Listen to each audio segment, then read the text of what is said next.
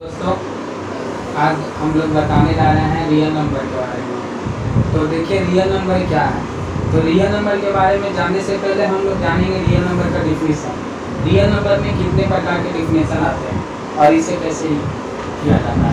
तो पहले हम लोग जानेंगे रियल नंबर के बारे में। तो रियल नंबर हम वैल्यू दे देते हैं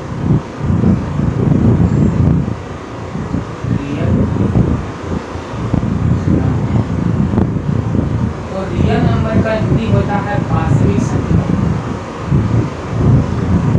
वास्तविक संख्या। तो रियल नंबर का मतलब होता है वास्तविक संख्या। तो ये तो सब लोग जानते हैं। तो पहले हम जानेंगे कि नंबर क्या है। तो पहले हम लोग जानेंगे नंबर क्या है। तो नंबर क्या है यानी कि संख्या क्या है। तो संख्या क्या है। संख्या का मतलब होता है नंबर। तो संख्या तो सब लोग जानते होंगे। संख्या क्या है, नहीं जानते हैं तो इधर देखिए संख्या क्या है। संख्या जैसे कि कोई भी नंबर यानी कि 0, 1, 2, 3, 4 डॉट डॉट डॉट इंफिनिटी यानी कि अनंत। तो ये सब हमारा संख्या है। तो संख्या हम लोग जान गए। संख्या इसे कहते हैं 0, 1, 2, 3, 4 ये सब हमारा संख्या। तो अब हम लोग जानेंगे कि नेचुरल नंबर यानी कि प्राकृत संख्या। प्राकृत संख्या। प्राकृत संख्या का इंग्लिश होता है नेचुरल नंबर।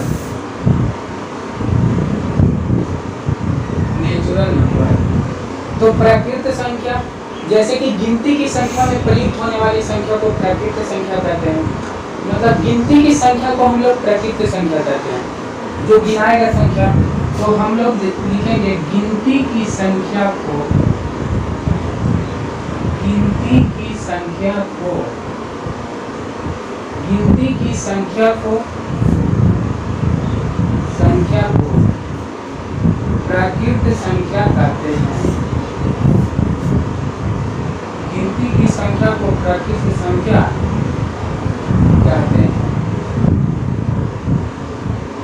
ये सब जान गए। प्राकृत संख्या गिनती की संख्या को कहते हैं। तो प्राकृत संख्या को हम लोग क्या चीज से डिनोट करते हैं। तो अगला पॉइंट हम लोग जानेंगे प्राकृत संख्या को। प्राकृत संख्या को। प्राकृत संख्या को हम लोग n से सूचित किया जाता है। प्राकृत संख्या को n से सूचित किया जाता है। ठीक है। तो प्राकृत संख्या को n से सूचित किया जाता है। तो प्राकृत संख्या कौन कौन है। तो एग्जाम्पल हम लोग जानेंगे प्राकृत संख्या के बारे में। प्राकृत संख्या जैसे कि हमारा 1, 2, 3, 4, 5, 6 डॉट डॉट डॉट इंफिनिटी। ये सब हमारा प्राकृत संख्या है। ये सब हमारा प्राकृत संख्या है। तो प्राकृत संख्या के बारे में सब लोग जान गए। Natural number. नेचुरल नंबर मतलब प्राकृत संख्या। तो प्राकृत संख्या क्या है 1, 2, 3, 4, 5, 6 डॉट डॉट इंफिनिटी। और इसे सूचित किया जाता है n से सूचित किया जाता है। तो अब हम लोग जानेंगे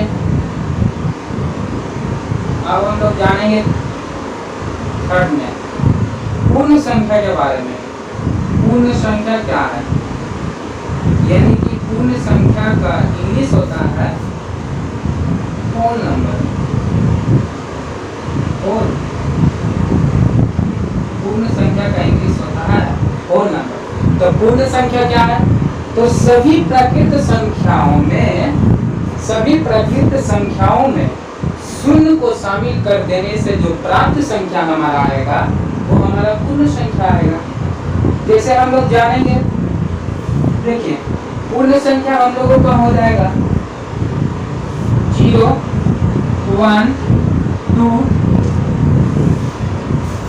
0, 1, 2, 3, 4 डॉट डॉट ये सब हमारा पूर्ण संख्या है। तो पूर्ण संख्या हम लोग जानेंगे सभी प्राकृत संख्याओं में, सभी प्राकृत संख्याओं में शून्य को शामिल कर देने से प्राप्त संख्या हमारा पूर्ण संख्या कहलाता है। तो चलिए देखते हैं, सभी प्राकृत संख्या में, सभी प्राकृत संख्या में, सभी प्राकृत संख्या में, सभी प्राकृत संख्या में शून्य को शामिल कर देने से, शून्य को शामिल कर देने से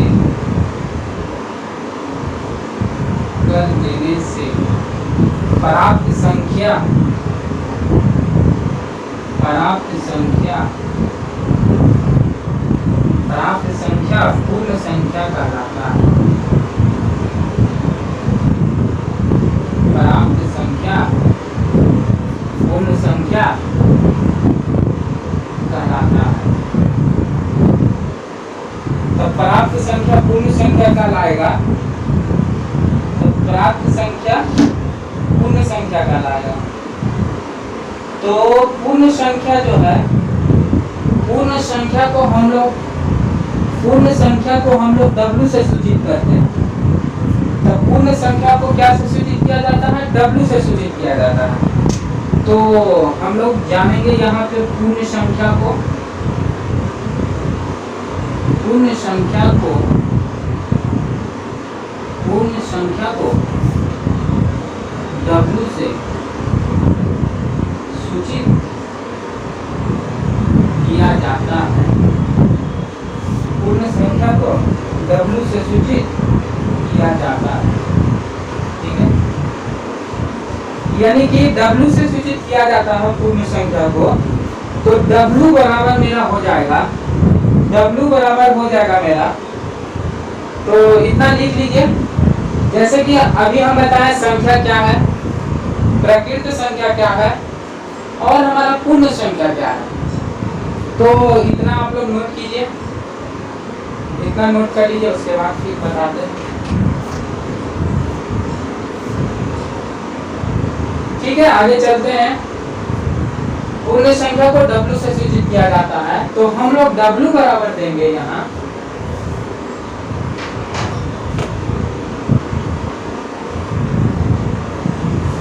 एग्जाम्पल में,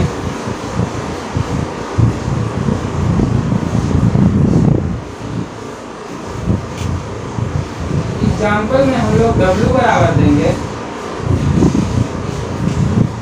W बराबर यानी कि 0, 1, 2, 3, 4, 5 डॉट डॉट डॉट इंफिनिटी, यानी कि मेरा ये पूर्ण संख्या है। पूर्ण संख्या क्या बताए? सभी प्राकृत संख्या में, मतलब ये हमारा 1, 2, 3, 4, 5 ये सब हमारा प्राकृत संख्या है। तो सभी प्राकृत संख्या में शून्य को शामिल कर दिए, तो शून्य को शामिल कर देने से जो हमारा प्राप्त संख्या आएगा वही हमारा पूर्ण संख्या आएगा। और पूर्ण संख्या को हम लोग W से सूचित करते हैं, तो W बराबर 0, 1, 2, 3, 4, 5 डॉट डॉट जहाँ इंफिनिटी तक, यानी कि अनंत तक। तो ये हमारा हो गया पूर्ण संख्या। अब हम लोग जानेंगे पूर्णांक के बारे में। आखिर पूर्णांक है क्या?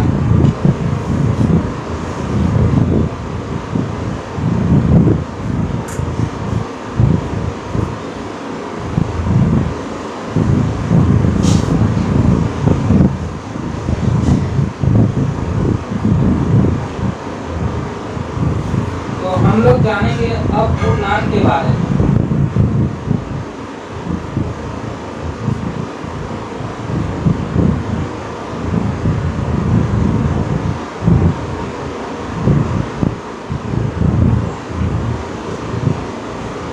पूर्णांक हेडिंग दे रहे हैं, पूर्णांक। पूर्णांक का इंग्लिश होता है इंटीजर। इंटीजर तो पूर्णांक है क्या? तो पूर्णांक जैसे कि सभी प्राकृत संख्या में, सभी प्रकृत संख्याओं में ऋणात्मक चिन्ह, यानी कि ऋणात्मक चिन्ह मतलब होता है -3, -2, -1।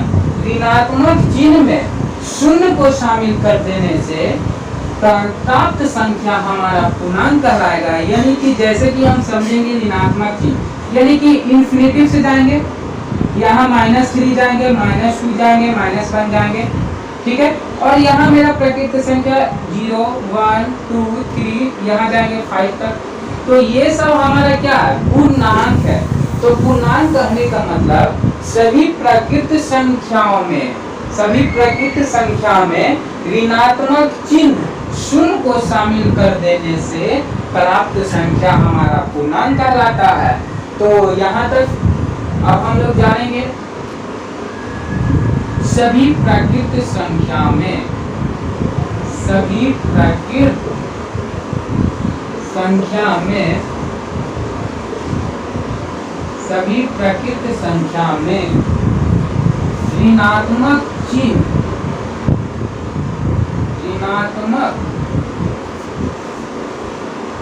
ऋणात्मक चिन्ह में शून्य को शामिल कर देने से शून्य को शामिल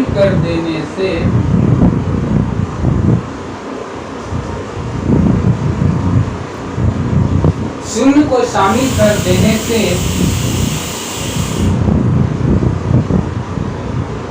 प्राप्त संख्या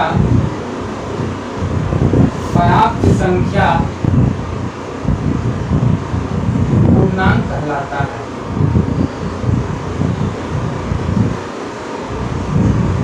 पूर्णांक कहलाता है और इसे हम जेड से सूचित किया जाता है। और इसे यानी कि पूर्णांक को हम लोग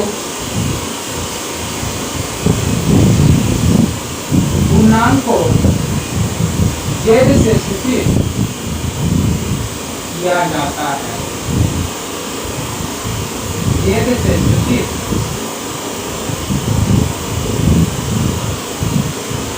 जेड हमारा हो जाएगा, जेड से सूचित किया जाता है।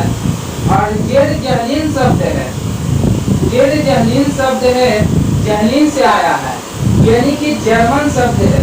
तो जहलीन का मतलब होता है गिनना। तो जेड जहलीन शब्द है, जेड हमारा जहलीन शब्द है, यानी कि जेड जहलीन शब्द है और यह जर्मन से आया है। तो जर्मन से आया है तो जहलीन का मतलब होता है गिनना। तो जेड जहलीन शब्द है, जेड हमारा जहलीन शब्द है, जेड जहलीन शब्द है,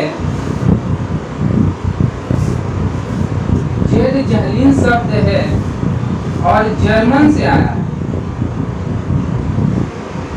और जर्मन से आया है।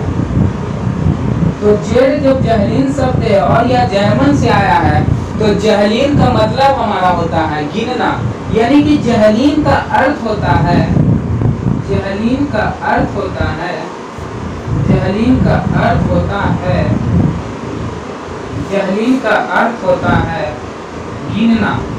जहलीन का अर्थ होता है गिनना, ठीक है। देखिए पूर्णांक हमारे सभी प्रकृत संख्याओं में ऋणात्मक चिन्ह शून्य को शामिल कर देने से वो हमारा प्राप्त संख्या पूर्णांक कहलाता है। और पूर्णांक को हम लोग जेड से सूचित करते हैं, यानी कि पूर्णांक को हम लोग जेड से सूचित करते हैं।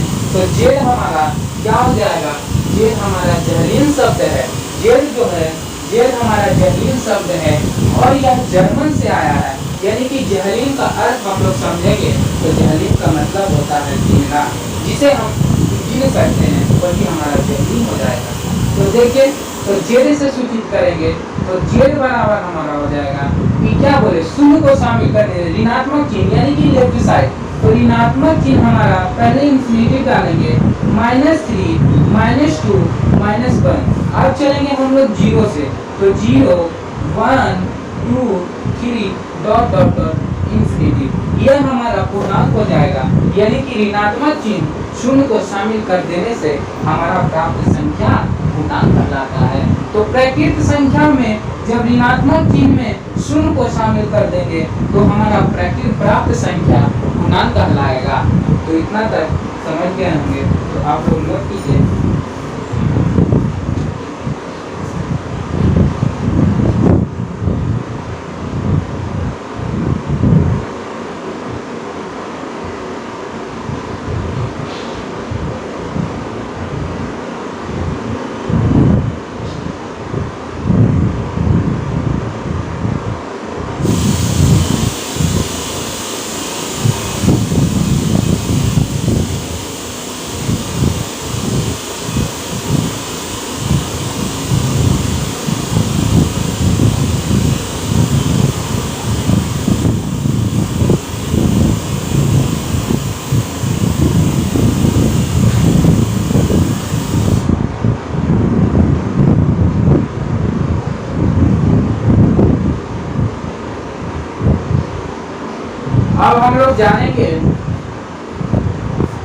अब हम लोग जानेंगे भाज्य संख्या के बारे में। भाज्य संख्या का मतलब होता है कंपोजिट नंबर।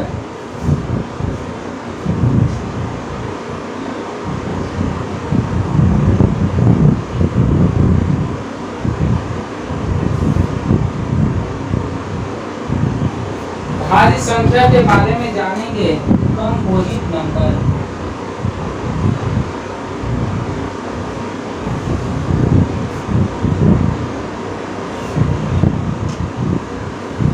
भाज्य संख्या, भाज्य संख्या यानी कि कंपोजिट नंबर, यानी कि कंपोजिट नंबर।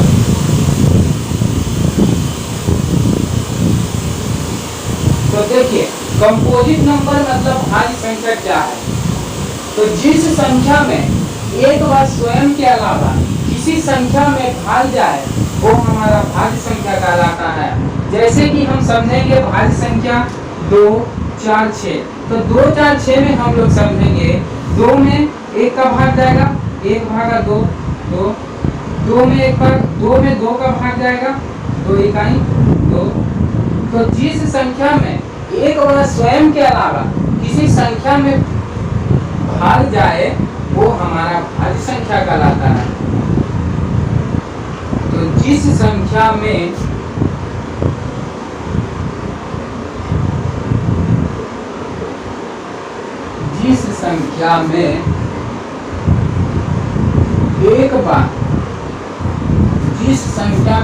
एक बार स्वयं के अलावा यानी कि अपने आप स्वयं के अलावा किसी संख्या में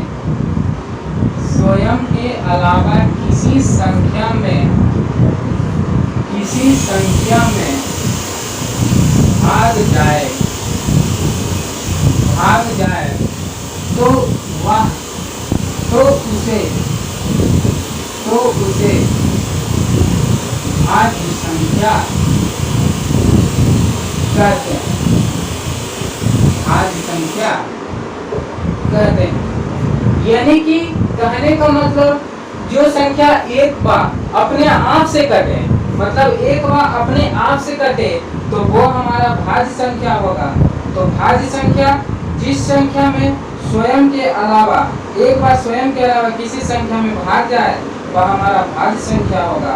तो हमारा जैसे कि समझेंगे 4, 6, 8, 10, 12। तो भाज्य संख्या एग्जाम्पल में समझेंगे 4, 6, 8, 10, 12, 14 ... इंफिनिटी।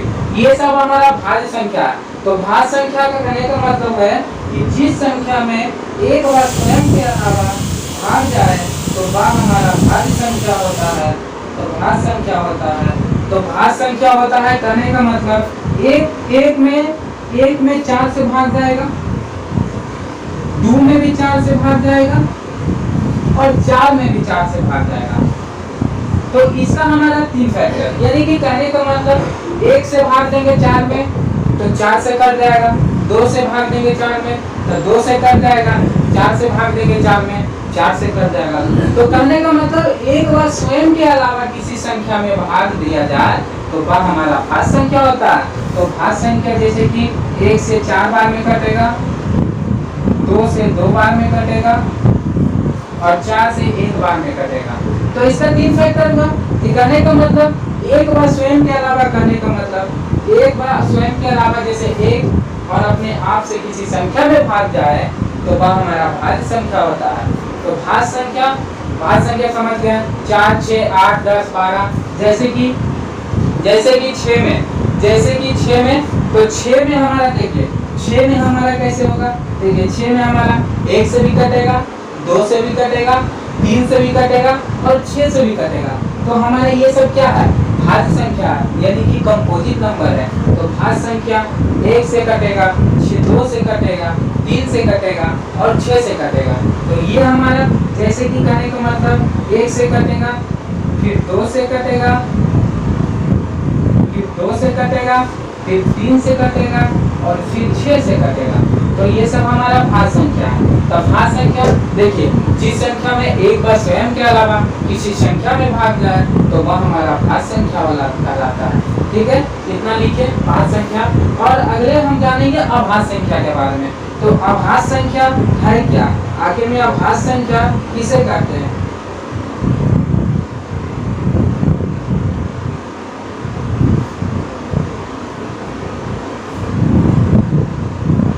भाज्य संख्या जैसे कि कोई क्वेश्चन पूछ देगा कोई कि 1 से 100 के बीच में कितनी भाज्य संख्या होती है।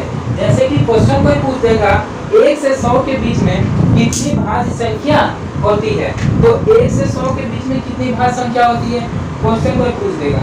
जैसे कि क्वेश्चन में मेरा आएगा 1 से 100 के बीच में कितनी भाज्य संख्या होती है। तो 1 से 100 के बीच में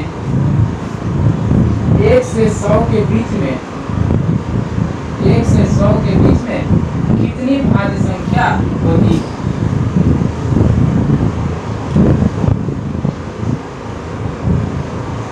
तो 1 से 100 के बीच में कितनी भाज्य संख्या होती है। तो 1 से 100 के बीच में हमारा कितना भाज्य संख्या, 74 भाज्य संख्या होगा, यानी कि 74। तो 1 से 100 के बीच में कोई पूछ दे कितनी भाज्य संख्या होती है तो 74 भाज्य संख्या होती है। तो भाज्य संख्या जैसे कि जो 2 हो जाएगा, 4 हो जाएगा, 6 हो जाएगा, 8 हो जाएगा, मतलब जिसका फैक्टर एक बार स्वयं के अलावा किसी संख्या में भाग जाए तो वो हमारा भाज्य संख्या होगा, यानी कि कंपोजिट नंबर होगा, भाज्य संख्या होगा। फिर उसके बाद हमारा चलेंगे अब अभाज्य संख्या के बारे में। तो अभाज्य संख्या के बारे में हम लोग जानेंगे। तो अभाज्य संख्या आखिर है क्या।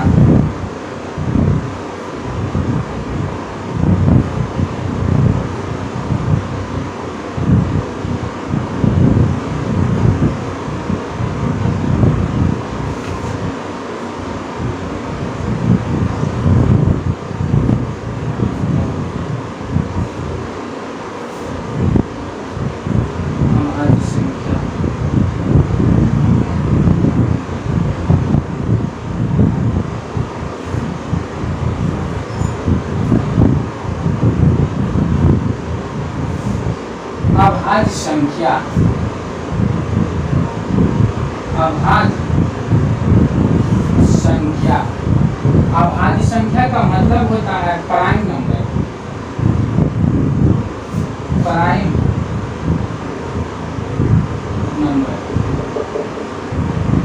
तो अभाज्य संख्या का मतलब होता है प्राइम नंबर। तो अभाज्य संख्या का मतलब हमारा होता है प्राइम नंबर। तो अभाज्य संख्या है क्या, ये सब हम लोग जानेंगे। तो अभाज्य संख्या है क्या, ये सब हम लोग जानेंगे। तो अभाज्य संख्या किसे कहते हैं, जैसे कोई पूछेगा अभाज्य संख्या है क्या, तो अभाज्य संख्या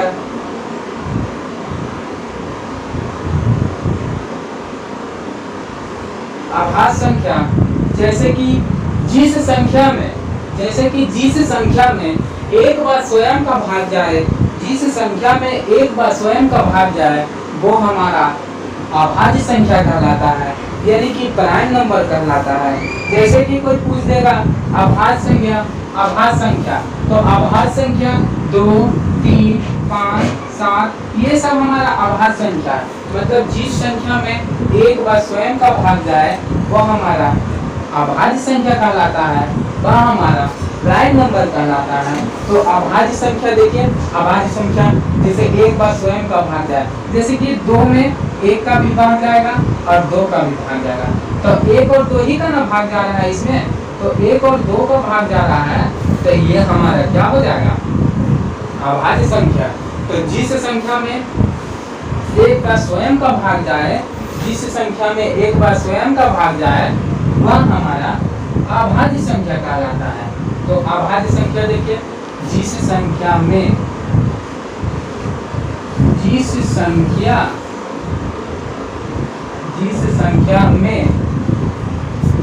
एक बार स्वयं का भाग जाए,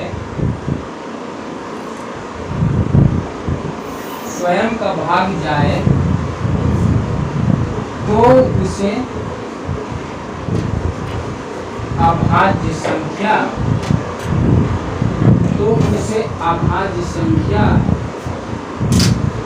अभाज्य संख्या कहते हैं। तो अभाज्य संख्या कहते हैं, तो उसे हम अभाज्य, जैसे जिस संख्या में एक बार स्वयं का भाग जाए, तो अभी ना बताएं, जैसे कि एग्जाम्पल में हम समझेंगे 2, 3, 5, 7 ... इंफिनिटी। तो ये सब हमारा देखिए, जैसे कि 2, 3, तो 2 में भी 1 का भाग जाएगा, 2 में भी 2 का भाग जाएगा। जैसे कि देखिए 2 में 1 का भाग जाएगा, 2 में 2 का भाग जाएगा, तो इसका फैक्टर 2 है। तो जैसे कि 2 में भी 1 का भाग, 2 में भी 2 का भाग, तो 1 में 2 का भाग जाएगा तो 2 कटेगा, 2 में 1 का भाग जाए 2 में भाग जाएगा तो 1 से कटेगा। तो देखिए 2, 3, 5, 7 और 10 इंफिनिटी, ये सब हमारा अभाज्य संख्या है। जैसे कि क्वेश्चन में कोई पूछ दे कि 1 से 100 के बीच में कितनी अभाज्य संख्या होती है, यानी कि प्राइम नंबर होती है, तो 1 से 100 के बीच में 1 से 100 के बीच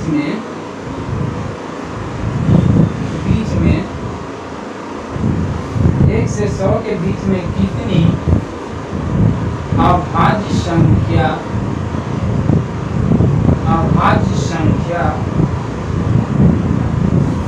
होती है,